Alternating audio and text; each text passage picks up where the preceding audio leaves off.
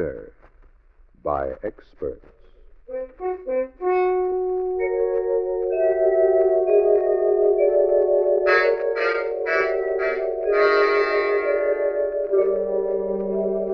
The Mutual Broadcasting System presents Murder by Experts with your host and narrator, Mr. John Dixon Carr, world-famous mystery novelist and author of the recently published bestseller, The Life of Sir Arthur Conan Doyle. Good evening. This is John Dixon Carr. Each week at this time, Murder by Experts brings you a story of crime and mystery which has been chosen for your approval by one of the world's leading detective writers. Tonight, our guest expert is the noted mystery writer Eliezer Lipsky. From the many thrillers he has read and enjoyed, Mr. Lipsky has selected a fast-moving, sardonic story by Joseph Roscoe. And now we present Kenneth Lynch in Dig Your Own Grave.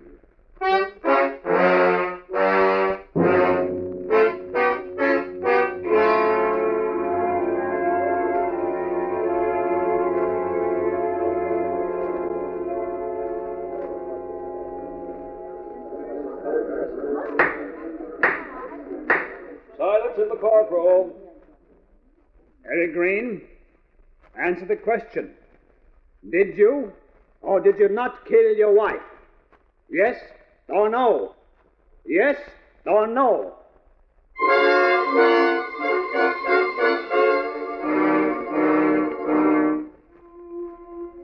Yes or no?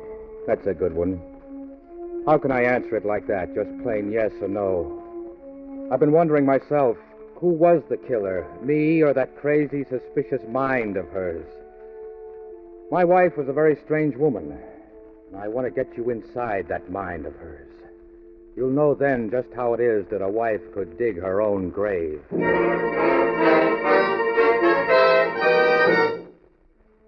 I swear I was always true to Hannah. It's important you understand that. Up to this incident, I never even looked at another woman. She'd never believe me, though. Never. You don't fool me, Eric. You were quite a lady killer when I met you, and men don't change their spots. When she met me. But what the years had slapped me down to. Time and a nagging wife, all the jobs she cost me, all the future with her suspicions. Don't lie, Eric. You're clumsy at it. My mind works faster than yours. There's a woman in your life somewhere. She was driving me crazy. She didn't trust me. Why should I trust you? How about the times I phoned you at Charlie's poker parties and you weren't there? I won't be satisfied until I've found that other woman you're playing around with. I'm trying to get you inside that mind of hers, you understand? I swear there was never any other woman up till that time. And then one day, suddenly, through a silly circumstance, Hannah got the wild notion she'd at last discovered who her rival was. It's that young Betty Heath, that little actress who lives across the street. But Hannah... Don't lie. I saw it with my own eyes, didn't I? You mean about the dog just now? Yes, about the dog just now. But I can explain that if you'll only you listen. You can explain everything, can't you, Eric? But I'm one person you can't fool. Hannah, for heaven's sake, where are you going? I'm going across the street to scratch her eyes out. Hannah, you'll disgrace us before the neighbors. I swear I don't even know the lady. Hannah. Hannah.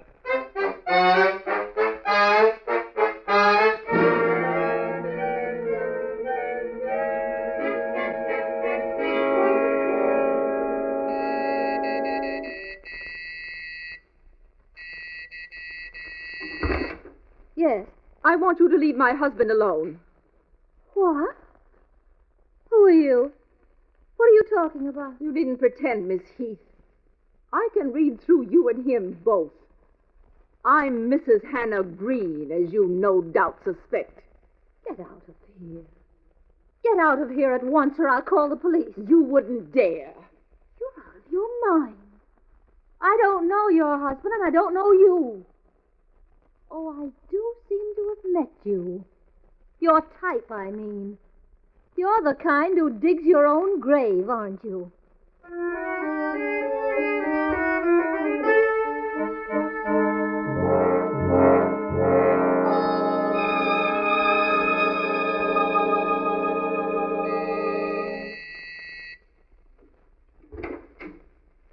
Miss Heath? Yes. Pardon me, you don't know me. I live in the apartment house across the street. I came to apologize for something that happened here the other day. Apologize for what? My name is Eric Green. Eric Green. Oh. So you're that mad woman's husband. My wife is very neurotic, Miss Heath. But why she come barging in here? What on earth gave her the idea that well, you Well, and I was standing outside my apartment house, and a dog came up to me. It seemed lost, so I kind of walked it, wondering whose it was. Hannah saw me and recognized the dog as yours, Miss Heath. Oh, so you're the one who found it. So that's why you're I see. So I gave it to your doorman. Oh, thank you, Mr. Green. That was kind of you. Yes. Well, you see, that's how it was. She thought all kinds of things, you know. Yes, I can imagine. Well, that's all I came to say. Goodbye. Goodbye. I guess It was awfully nice of you. Sorry, I interrupted you. No, I interrupted you. Well, I just wanted you to... I'm sorry. It was all my fault. I don't know why I've been keeping you standing here at the door. Wouldn't you like to come in and have a drink? I'd love to.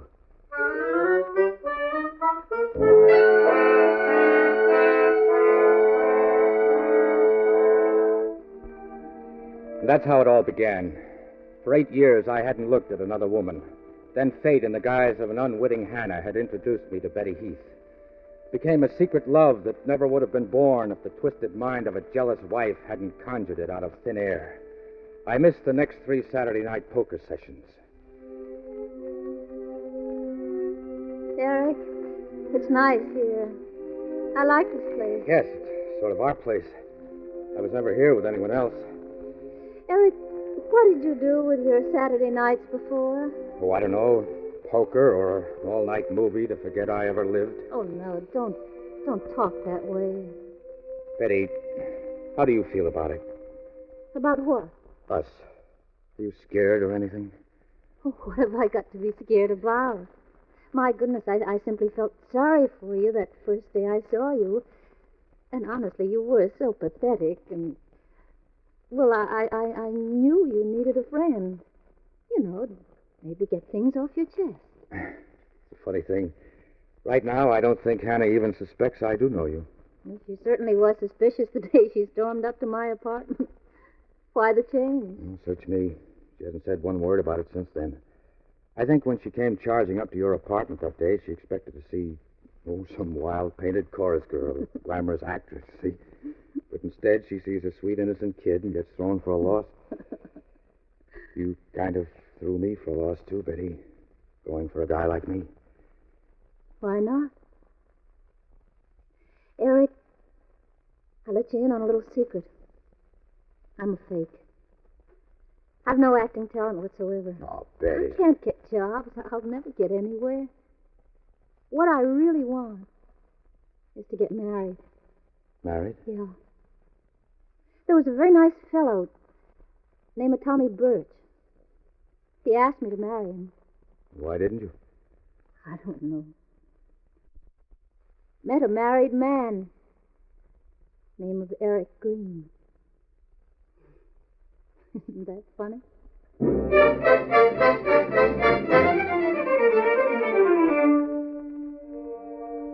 Yes, that's how it all began. A drink, we talked, saw each other a few times, and we were in love. We didn't talk too much about Hannah, not at first. She was always there, the third point on the triangle. The longer Betty and I went on seeing each other, the more she crowded into my thoughts. Until the day came. It had to happen. Eric, it can't go on. It's got to stop. I'm much too much in love with you. Vice versa. Head over heels. It's not as though you're free, Eric. Don't you see? It's not as though you were even ready to get a divorce. How many times have you gotten that off your chest to me? Bonds and ties and pity. All right, then I'll get somebody to pity me a little. There's still Tommy Birch. No, Eric, don't. Don't come here. Please. We must never see each other again.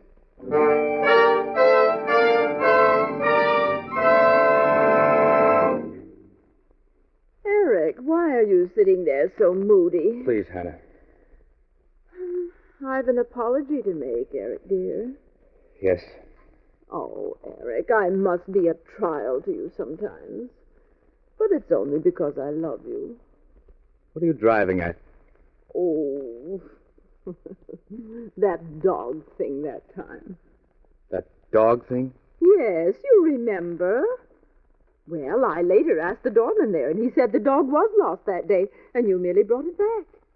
So you checked with the doorman, huh? Oh, Eric, wasn't it silly of me to think you were carrying on with that Heath girl, whom you didn't even know from Eve? But I do. What? I do know her very well. What's that? Betty and I are in love, Hannah. What? And it was all your doing. Poetic justice. Because we never even knew each other until then. Why, you're lying. I was right in the first place.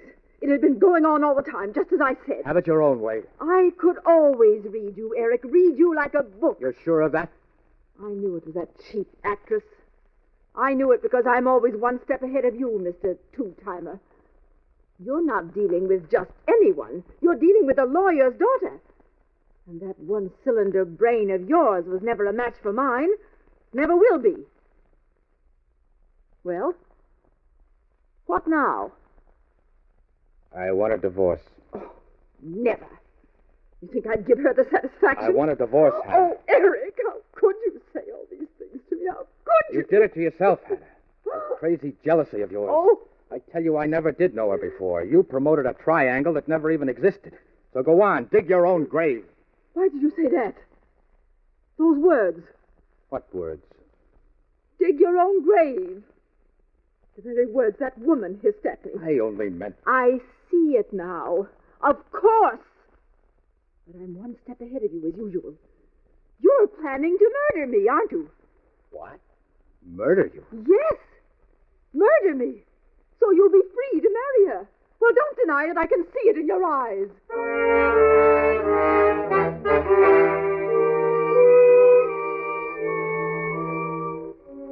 That was the seed. I'm telling the honest truth. Till then, the thought had positively never entered my mind in the remotest way whatsoever. Harm Hannah? Why, I pitied her. Even still loved her in a way.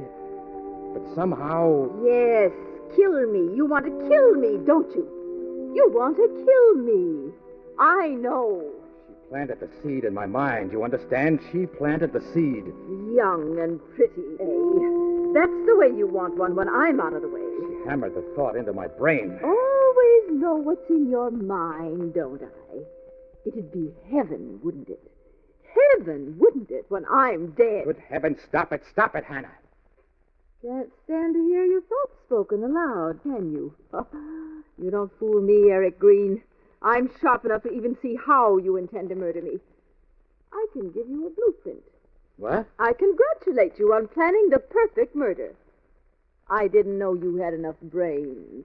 What the heck are you talking about? What blueprint? Oh, don't pretend I'm on to you. You'll never outsmart me. I can read your mind. Like a book, sure. Oh, please, Hannah. Me and Betty have decided to give each other up, if you want to know. So why on earth would murder enter my mind? Who do you think you're kidding, Eric? If she only knew it. That suspicious mind of hers was digging her own grave. Because now I really began to ponder murder. If only I could extract that foolproof method from her. If I could be sure Betty still wanted me. Eric. Hello, Betty. May I come in? Yes, of course. Thanks. Eric, I thought we weren't going to see each other again. I know, but Betty, I want you to wait. Give me a little time. A little time? Yes. I think Hannah is weakening. You mean she might give you a divorce? Yes. So if you still want me... Oh, Eric. Of course I still want you. But are you sure? Because I may as well tell you, Tommy Birch, well, he asked me again to marry him. Are you certain Hannah will give you a divorce? Yes, I swear it. Just wait a while longer, a little while longer, Betty, and you'll see. I have a plan to get her to divorce me.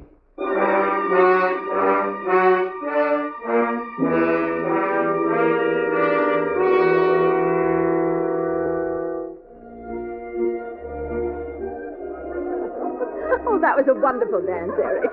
You know, you haven't forgotten a step. Oh, neither of you, Hannah. You still dance like an angel. I don't know what's come over you lately. You've changed so, Eric. Taking me out every night, shows, nightclubs. Why couldn't you ever see you're the girl for me, not anyone else?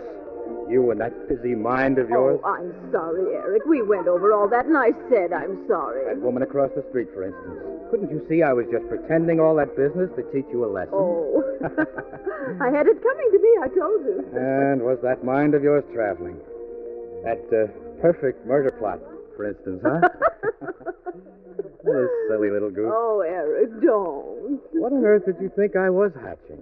Well, you'll die laughing. Okay, so I will. Well, you were staring rather intently at my medicine bottle that time we had the flare-up. Huh? And anyone with half a mind knows that an overdose of dietol could kill a person without leaving any trace of it in his system. Yeah? No kidding. All you'd have to do is to go and get one of my prescriptions sometime, alter it to a stronger dose, replace my bottle with this. I'd never be wiser. And poof, the perfect murder.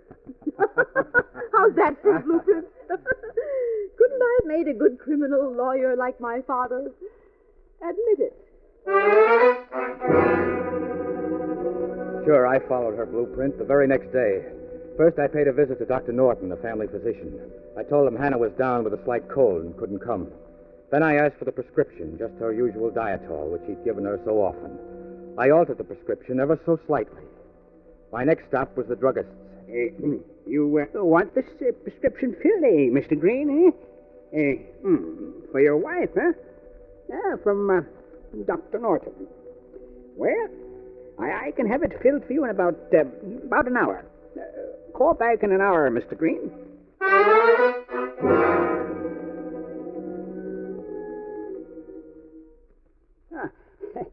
I see you're back, Mr. Green. Yes, is my prescription ready?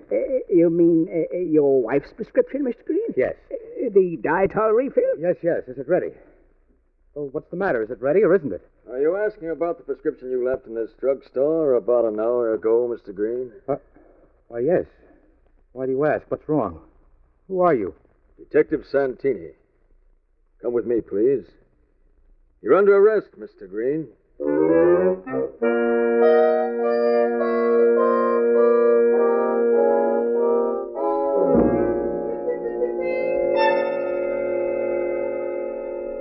This is an outrage. I demand to know what I'm being held for. You did tamper with that prescription, Green, didn't you? Admit it. You're crazy. I want to see a lawyer. What are you charging me with? Attempted homicide. Attempted homicide? Yeah. You know, Green, when your wife reported her suspicions to us and demanded action, we thought she was crazy. What? We took routine action anyhow. She never at any time stopped suspecting about you and that other woman. Suspecting? That's right. What a head that woman has. Knowing you were going to kill her, she directed your efforts the better to foil. No. Oh, no. And now, Green, what was the name of that mouthpiece you wanted me to call in? Because, brother, you're sure going to need a good one.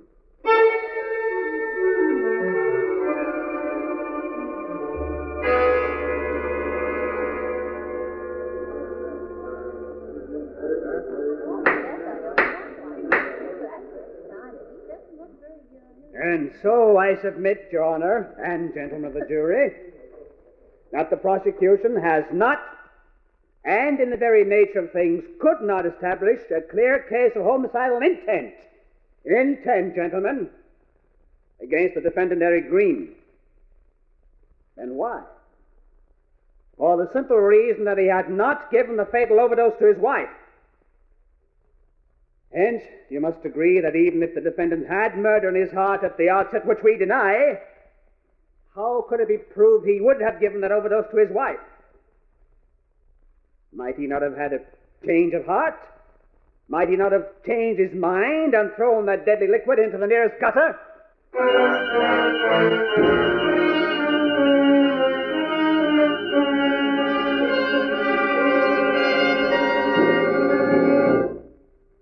We, the jury, find the defendant not guilty. No. You can't let this man go free. He'll kill me. He tried it before, and he'll try again.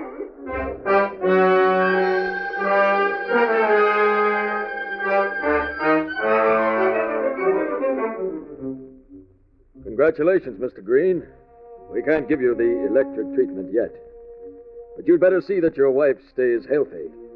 Because from now on, if anything happens to her, brother, you're it. I was a ruined man from that moment. Acquitted, huh?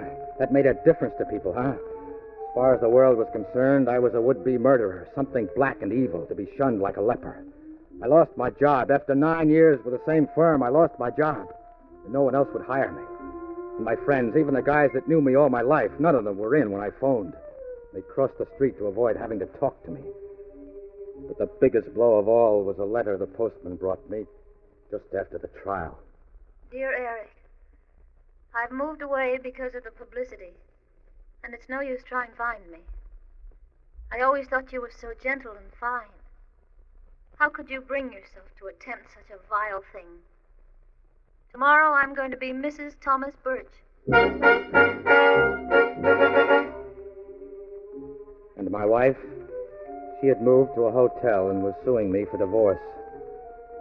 I was a nice guy once, respected. She had ruined me. My whole life was a mess. I decided I must kill her. There was no room in the same world for the both of us. And yet...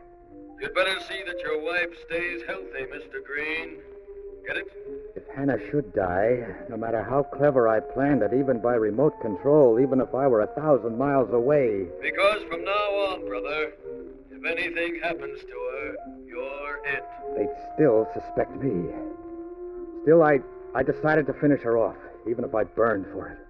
Life meant nothing to me anymore, but just once to outfox her. I racked my brains.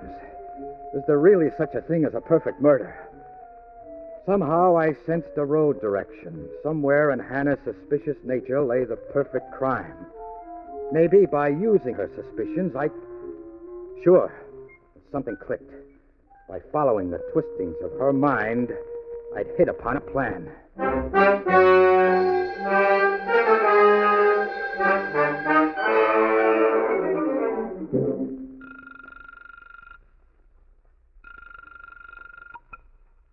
Hello? Hannah, this is Eric. Hannah, don't hang up, please.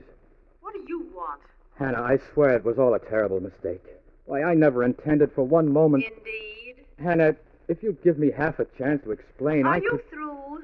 If that's all you have to say, No, I'd like... wait, please. It isn't all. Hannah, I'm going away. I'd like to see you once more before I leave.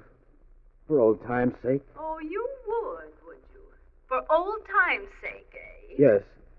I'd like you to come over right now and have breakfast with me before I leave. Just the two of us alone. One last cup of coffee together, Hannah, to prove no hard feelings. Just you and me and a cup of coffee, Eric? Yes, Just the two of us, huh? just the two of us. Well, of course, dear. Why not? I'll come over. You get the coffee ready.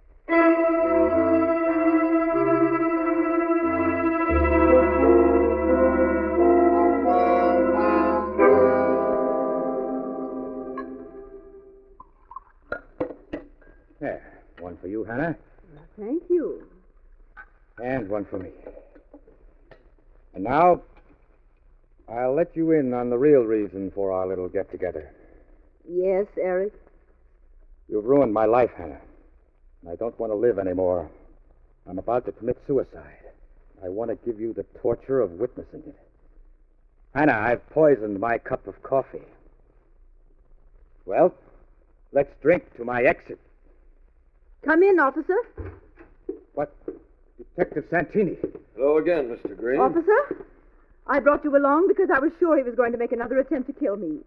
I can now prove my husband's guilty intent to kill me, which I couldn't before. Hannah, what are you saying? Suppose we let her do the talking. Notice, please, that he has just served 2 cups of coffee, one for me and one for him. He is, as usual, stupid enough to suppose I don't know what he's up to. Now, wait a minute. Shut up. Go on, Mrs. Green. Not knowing, of course, that I would bring a witness along to this little plot of his. He has just told me he has poisoned his cup of coffee, that he intends to commit suicide with it. Very well. We shall see, won't we, Eric? Obviously, he has poisoned my cup, as I shall now demonstrate. Hannah, what are you doing? There. I just exchanged cups with him. And now, Eric, dear, let us drink. Come on, dear, don't pale so. Don't tremble. I'm drinking the poisoned coffee, aren't I? Hannah, don't drink it.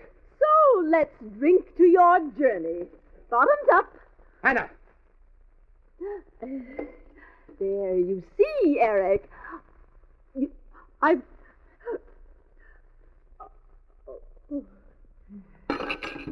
What the? She's dead. My gosh, she's dead. I warned her about my cup, but she drank it. You saw.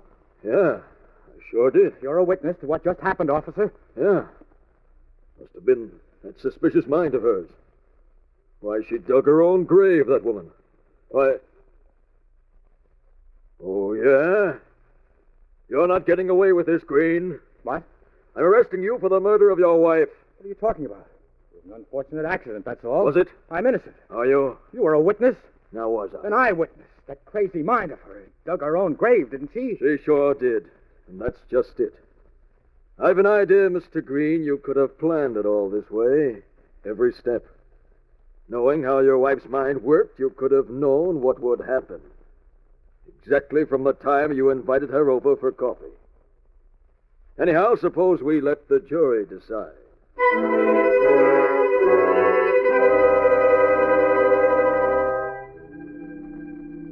Well, there's the story. You asked me, did I kill my wife, yes or no? You see why I couldn't answer it like that? Yes or no? Who was the killer? Me or that suspicious mind of hers? Suppose you tell me.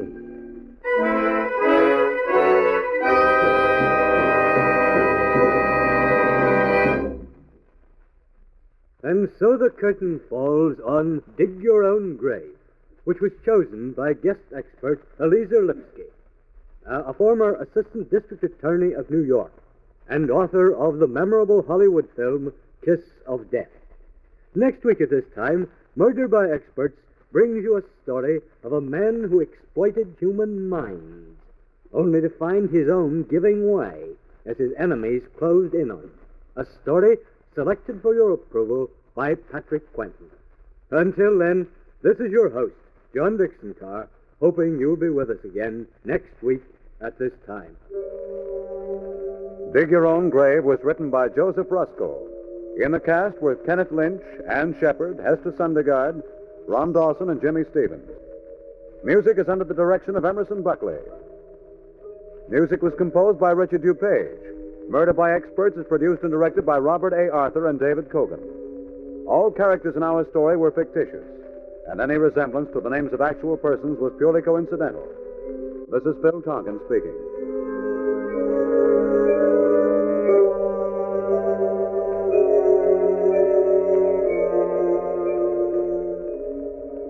This is the Mutual Broadcasting System.